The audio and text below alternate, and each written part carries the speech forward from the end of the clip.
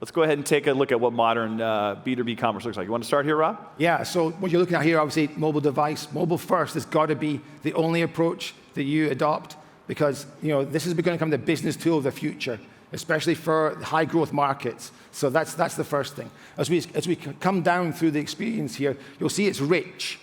It's a very B2C style presentation, but don't be fooled. This is a B2B presentation. Everything there is curated for Sarah's store type, location, and size. So everything is relevant, highly relevant and personalized. But here is the first thing. The first thing at the top of the screen I think is worth talking about in more detail, and that's suggested order. Okay, let's check it out.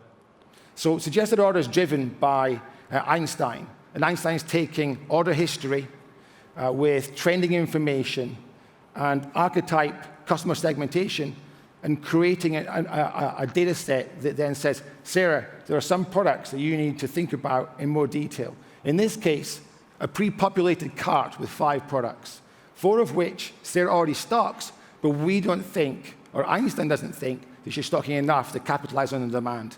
And the fifth one is a new product. So at the bottom of the tab, you can see we've gone into order insights, because that recommendation isn't enough to convince Sarah to pull the trigger. So we're showing that there's going to be a change in demand. For the ego there's a demand coming that we forecast. That could be because we're promoting products, running more advertising. We want to make sure that there's a sense of urgency for Sarah to capitalize on this wave of increased revenue. And then the last one is a real game changer for us in our relationship with the retailer. We have identified a product that sells in other stores just like Sarah's, but Sarah does not carry this product. So by presenting Sarah the product and a forecast of predicted revenue for Sarah, it changes Sarah's mindset altogether. So this is true personalization and putting money in our pocket. So you're recommending, you're not even selling here, right? You're just helping her run her store in a better way. Yeah, I mean, we just can't ask her to buy more products. We've got to help her sell more products. Yeah. That's the key. But of course, at the same time, productivity matters. So the cart is already populated. Sarah's a known entity to us. So really, there's only one requirement, and it's place that order with one click. So the order is placed. It's pretty easy. So one click. So you recommend it. You're telling her what the upside could be. One click, and she's out. Simple Negotiated product, negotiated price. That's phenomenal. Okay, so that's commerce. Yep. She's in the store. She's productive, but that's not all you're doing to make her to allow her to create the perfect store, right? No. So there's so much more. Okay. So a perfect store is hard to attain. Things are always changing.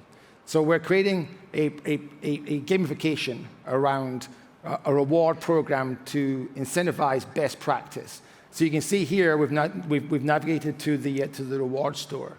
And so Sarah's set up here, and clearly you can see she's already capitalized on some of the reward programs around best practice.